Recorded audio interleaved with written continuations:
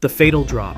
On January 19, 1985, the Houston Astrodome was packed with 45,000 spectators, who had come to witness what was billed as the most spectacular stunt of the decade. Karel Soucek, a 37-year-old Czech-born stuntman, was already famous for having successfully gone over Niagara Falls in a barrel just months earlier. Now, he planned to top that achievement with something even more dramatic, a 180-foot drop from the roof of the Astrodome into a small water tank below. Soucek had designed a special barrel made of plastic and metal, reinforced to withstand tremendous impact. The cylindrical capsule was lined with shock-absorbing padding and equipped with a harness to secure his body during the fall. The target was a water tank just 9 feet deep and 12 feet in diameter. Experts had warned him that the margins for error were too small, but Soucek was confident in his calculations. At 9:15 p.m., as the crowd watched with anticipation, Soucek's barrel was hoisted to the ceiling of the massive arena. The plan was for it to be released on his signal, allowing for a perfectly vertical descent into the water tank. But something went catastrophically wrong. The release mechanism malfunctioned, causing the barrel to hit the rim of the tank instead of dropping cleanly into the water. The impact was devastating. The barrel struck at an angle of approximately 45 degrees, then violently bounced off the tank's edge. Witnesses described hearing a sickening crunch that echoed throughout the arena. When emergency personnel reached the barrel and pried it open, they found Soucek still conscious but critically injured. Blood streamed from his ears and nose, indicating severe internal trauma. Despite being rushed to Ben Taub Hospital, Soucek's injuries were too extensive for doctors to repair. His skull was fractured in multiple places, his chest was crushed, and he suffered massive internal bleeding. Soucek remained conscious long enough to ask paramedics if he had completed the stunt successfully. 8 hours after the failed attempt, Karel Soucek was pronounced dead. The man who had conquered Niagara Falls was ultimately killed by a stunt that was meant to cement his legacy as the world's greatest daredevil. Tightrope walker. On June 25, 1887, the body of a local celebrity was discovered on the rocky shoreline of the Niagara River. His head so badly damaged it was barely recognizable. Stephen Pear had been a fixture in Niagara Falls, Ontario, known for his daring feats crossing the churning gorge on a thin wire suspended high above the raging waters. Just 3 days earlier, on June 22nd, he had completed a successful tightrope walk across the Niagara River on a cable stretched between two bridges, earning applause from spectators and further cementing his reputation. Pear had learned the dangerous craft from the legendary Blondin, who had famously crossed Niagara Falls on a tightrope in 1859. Like his mentor, Pear performed without a safety net, relying entirely on his balance, focus, and years of training. Each crossing was a calculated dance with death, performed hundreds of feet above the violent rapids. But despite the extreme risk of his profession, it wasn't a scheduled performance that claimed his life. According to witnesses who saw him that night, Pear had been drinking heavily in the taverns near the falls. As midnight approached, he allegedly announced to fellow drinkers that he would cross his wire in darkness, a feat far more dangerous than his daytime performances. The exact circumstances of his final moments were never witnessed. Investigators believed he had attempted to climb onto his wire in the darkness, perhaps as a spontaneous display of his skill. Without proper preparation, possibly impaired by alcohol, and without the visibility necessary for such a dangerous endeavor, Pear lost his balance. The fall was approximately 190 feet to the rock-strewn shoreline below. There would have been a few seconds of consciousness as he plummeted through the night air. The impact shattered his skull and broke nearly every bone in his body. His head struck the jagged rocks with such force that it was crushed beyond recognition. By morning, when his broken form was discovered, only his distinctive clothing identified him as the celebrated wirewalker who had conquered the gorge just days before. Suffocated in his own barrel. On July 5, 1930, as thousands gathered to watch Independence Day festivities at Niagara Falls, George Stathakis prepared for what he believed would be his moment of triumph. The 46-year-old Greek immigrant and self-styled philosopher from Buffalo had spent his life savings constructing what he considered the perfect vessel. His creation was a massive 10-foot-long barrel reinforced with steel bands and layers of oak, weighing over a ton. Inside, he installed crude padding and an oxygen tank calculated to provide air for up to 8 hours, far more than he expected to need. Stathakis had one unusual companion for his journey, his pet turtle named Sunny Boy, which he believed would bring him luck. The turtle was 150 years old, according to Stathakis, who saw symbolic significance in bringing the ancient creature along. As final preparations were made, Stathakis climbed inside the enormous barrel and sealed himself in. Workers struggled to move the unwieldy contraption into the current above the Horseshoe Falls. At 3:35 p.m., the barrel began its journey toward the 180-foot drop. Witnesses described it rotating slowly as it approached the brink. The massive vessel plunged over the edge and disappeared into the thundering wall of water. The initial impact was tremendous, but the barrel's construction held.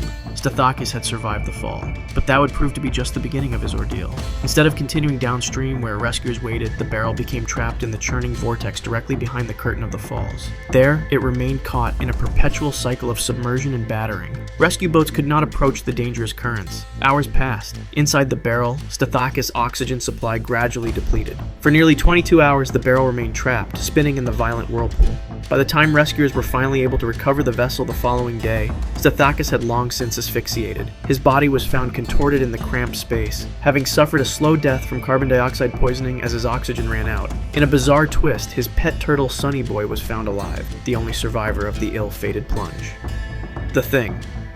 On August 5, 1951, a crowd of over 5,000 spectators lined the shores of the Niagara River, gathered to witness another daredevil attempt from the Hill family. William Red Hill Jr., son of legendary riverman William Red Hill Sr., who had performed numerous rescues at the falls, was about to launch his homemade craft into the violent rapids.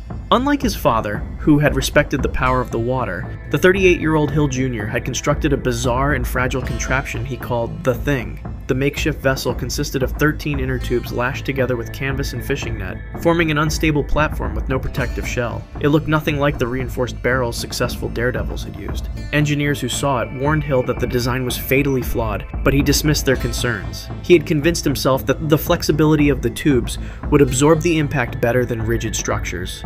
At 2:30 p.m., with cameras rolling and the crowd cheering, Hill pushed off into the upper rapids wearing only a life jacket and a football helmet for protection. The current immediately seized the Thing, spinning it violently as it entered the great rapids above the falls. Within seconds, it became clear that Hill had severely miscalculated.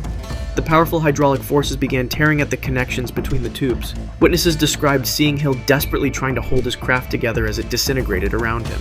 The outer tubes ripped away first, followed by the canvas covering. Before the Thing even reached the brink of the falls, it had completely fallen apart. Hill was thrown into the merciless rapids, his body battered against submerged rocks as he was swept toward the edge. He disappeared over the Horseshoe Falls, still clutching fragments of inner tubes. 4 hours later, search crews recovered his body near the Maid of the Mist landing. The autopsy revealed the horrific extent of his injuries. His skull was fractured, his chest crushed, and large portions of flesh had been stripped from his lower body by the violent currents. The massive gash across his forehead showed he had likely been conscious for at least part of his final journey, aware of the catastrophic failure of his creation as it disintegrated around him.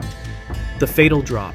On January, rocket parachute stunt. On October 1st, 1995, spectators gathered at Niagara Falls witnessed what was supposed to be a daring stunt for charity. Robert Overacker, a 39-year-old from Camarillo, California, had planned to ride a jet ski over the massive Canadian Horseshoe Falls and deploy a specially designed rocket-propelled parachute to carry him safely to the churning waters below. Overacker was not a professional stuntman, but had practiced smaller jumps and believed his equipment would save him from the 180-foot plunge. At approximately 12:35 p.m., Overacker accelerated his yellow jet ski toward the thundering curtain of water. Witnesses described him as calm, even raising his arms triumphantly as he approached the brink. The jet ski launched over the edge, beginning the deadly plummet. This was the moment when his rocket-propelled parachute was supposed to deploy and slow his descent. The small crowd watched expectantly for the bloom of fabric above him. For a split second, the parachute appeared to emerge from its pack, but something was catastrophically wrong. The chute deployed, but immediately separated from Overacker's harness. It fluttered uselessly away while he continued to fall unprotected toward the violent white water below. The physics of his fall were brutal and unforgiving. His body accelerated through the mist-filled air for approximately 3 seconds before striking the churning basin at the bottom of the falls. The impact was equivalent to hitting concrete from an 18-story building. Overacker disappeared instantly beneath the surface. Rescue workers from the Maid of the Mist boat recovered his body from the water minutes later. Despite immediate resuscitation efforts, he showed no signs of life. Overacker was pronounced dead at Greater Niagara General Hospital from massive trauma. The parachute that failed him was later found floating downstream, fully open but completely detached from the harness that was supposed to secure it to his body. The stunt that was meant to raise awareness for homelessness had instead become a public display of tragedy. Oak barrel plus anvil.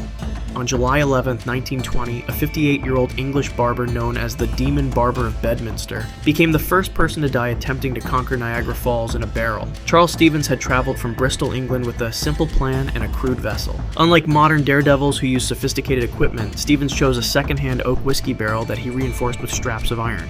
Witnesses later recalled his confidence as he prepared for what would be his final moments. The fatal flaw in Stevens' plan was his misunderstanding of physics. believing he needed weight to stabilize his descent. He secured a blacksmith's anvil weighing over 170 pounds to the bottom of the barrel with leather straps. He then climbed inside and had assistants seal the top. His feet were strapped to the anvil, a decision that would prove catastrophic. As onlookers watched from shore, the barrel was towed to the middle of the river and released into the current. The barrel moved swiftly toward the massive Horseshoe Falls. As it reached the brink, it momentarily hung suspended before plunging the 170 feet to the basin below. The impact with the water was violent beyond imagination.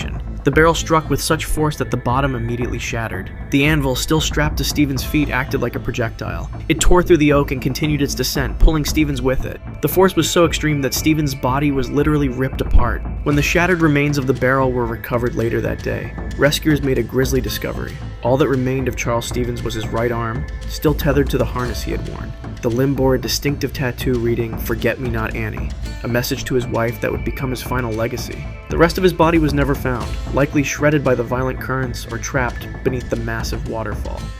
If you want to see more videos like this, click the video on screen now and make sure to subscribe.